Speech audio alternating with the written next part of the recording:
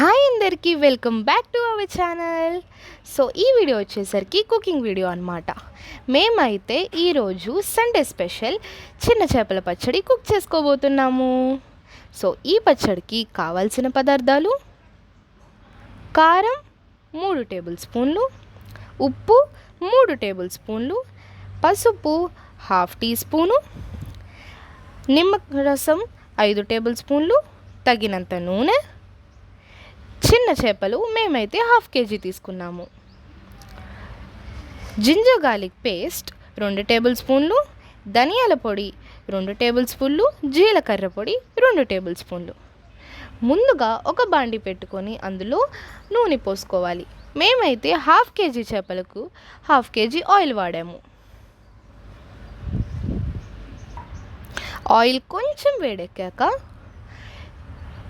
మన చిన్న చేపలు ఆయిల్లో వేసుకోవాలి.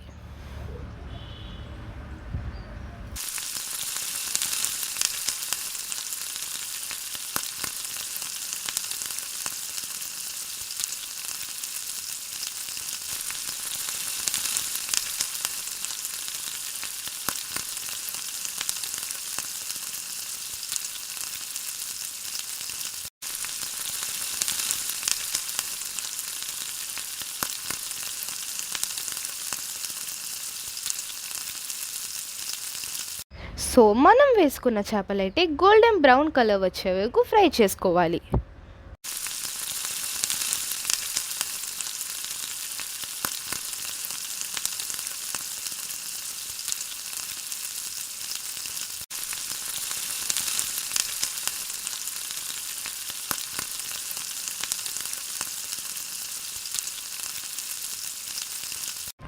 సో చేపలైతే గోల్డెన్ బ్రౌన్ కలర్ వచ్చాక ఒక గిన్నెలోకి షిఫ్ట్ చేసుకోవాలి.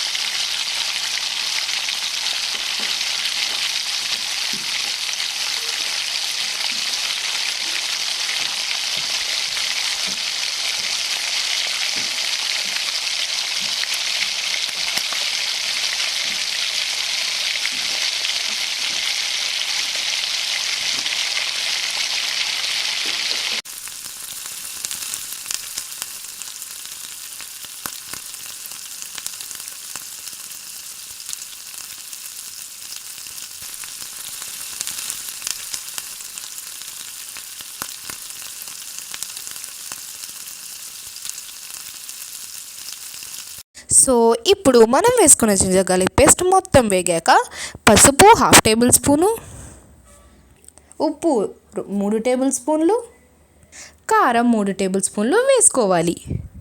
ఈ వీడియోనైతే మీరందరూ లాస్ట్ వరకు స్కిప్ చేయకుండా చూడండి. లాస్ట్లో మీకు ఒక సర్ప్రైజ్ ఉంది. ఇప్పుడు ఈ మిశ్రమాన్ని అంతా సరిగ్గా మొత్తం కలిసేలాగా తిప్పుకోవాలి.